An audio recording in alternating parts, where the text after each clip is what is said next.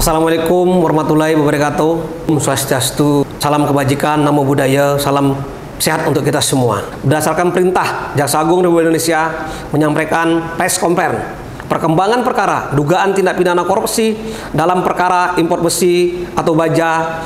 panduannya dan produk turunannya tahun 2016 sampai dengan 2021. Untuk lebih lengkapnya akan disampaikan oleh Direktur Penyidikan Bapak Dr. Supardi. Pengembangan perkara dugaan tindak pidana korupsi dalam impor besi atau baja paduan dan produk turunannya sebagaimana dimaksud oleh Pak Kapus Penkum tadi, bahwa tim penyidik pada Direktorat Penyidikan Jaksa Agung Muda Tindak Pidana Khusus telah menetapkan seorang bernama BHL, ini swasta, selaku owner atau pemilik dari PT Miraseti Logistik Indonesia dan beberapa perusahaan yang tergabung dalam grup Miraseti, baik itu di bidang transportasi maritim, kemudian digital, kemudian konsultan, dan masih ada beberapa perusahaan-perusahaan lain yang tidak perlu saya sebutkan satu persatu. Tersangka dalam perkara dugaan tindak pidana korupsi dalam impor besi atau baja paduan dan produk turunannya tahun 2016 sampai dengan tahun 2021 berdasarkan surat perintah penyidikan Direktur Penyidikan pada Jaksa Agung Muda Tindak Pidana Khusus nomor Prin strip 27 garis miring F.2 garis miring FD.2 garis miring 05 garis miring 2022 tanggal 19 Mei 2022 dan surat penetapan tersangka nomor tab strip 24 garis miring F.2 garis miring F2 garis miring 05 garis miring 2022 tanggal 19 Mei 2022 atas nama tersangka BHL, ya. Nama lengkapnya secara dengan inisial BHL, identitasnya kelahiran di Cianjur, umur 53 tahun, laki-laki, ya, bangsa Indonesia, dan alamatnya tidak perlu saya sebutkan. Kemudian pekerjaan tadi, ya, owner atau pemilik perusahaan dari PT Miraseti Logistik Indonesia dan grup perusahaan yang tergabung dalam PT Miraseti Logistik Indonesia. Adapun peranan tersangka BHL selaku owner atau pemilik dari perusahaan PT Miraseti Logistik Indonesia Group yaitu sebagai berikut, bahwa pada kurun waktu antara tahun 2016 sampai dengan 2021 keenam korporasi masing-masing PT BES, PT DSS, PT IB, PT JEK, PT PAS dan PT PMU mengajukan importasi besi atau baja dan baja paduan melalui perusahaan pengurusan jasa kepabeanan atau PPJK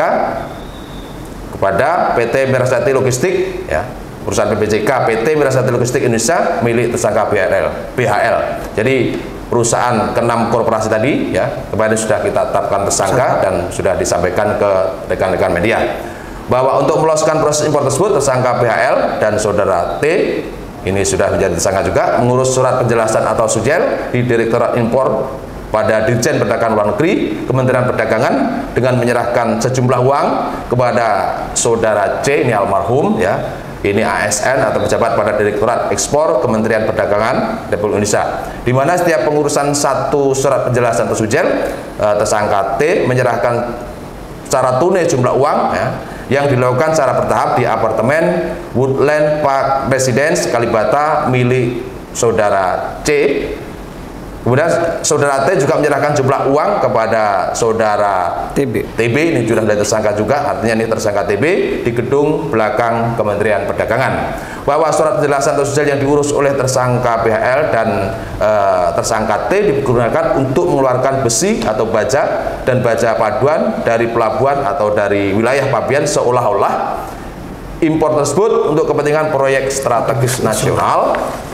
yang dikerjakan oleh beberapa perusahaan BUMN, yaitu PT Waskita Karya, PT Wijaya Karya, PT Nindya Karya, dan Pertamina Gas. Dengan jual tersebut maka pihak Bea dan Cukai mengeluarkan besi atau baja dan baja paduan yang diimpor oleh keenam korporasi tersebut. Berdasarkan surat penjelasan yang diterbitkan oleh Direktorat Impor pada Dirjen Perdagangan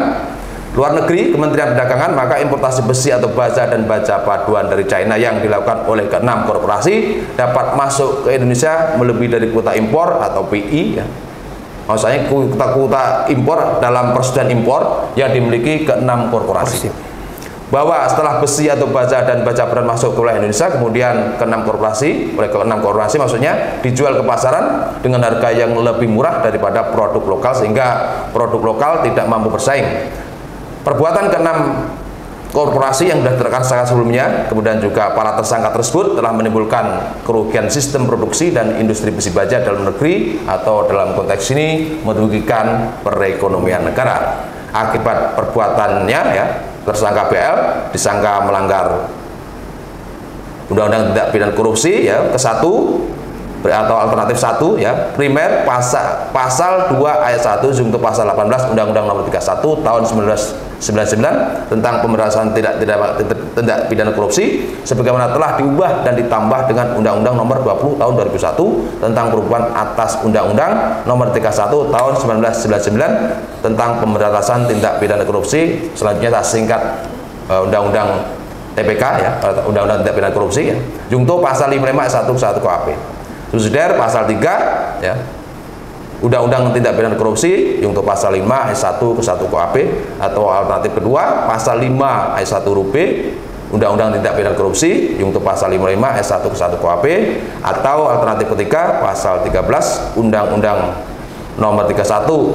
maksud kami Undang-Undang Tindak Pidana Korupsi junto pasal 55 ayat 1 ke 1 KUHP.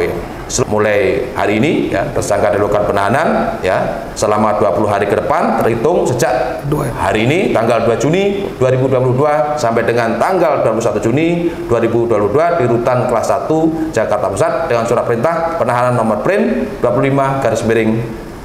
F.2 FD 2 tanggal 2 Juni 2022. Demikian, terima kasih atas kesempatannya Pak Kapus Penkum. Assalamualaikum warahmatullahi wabarakatuh.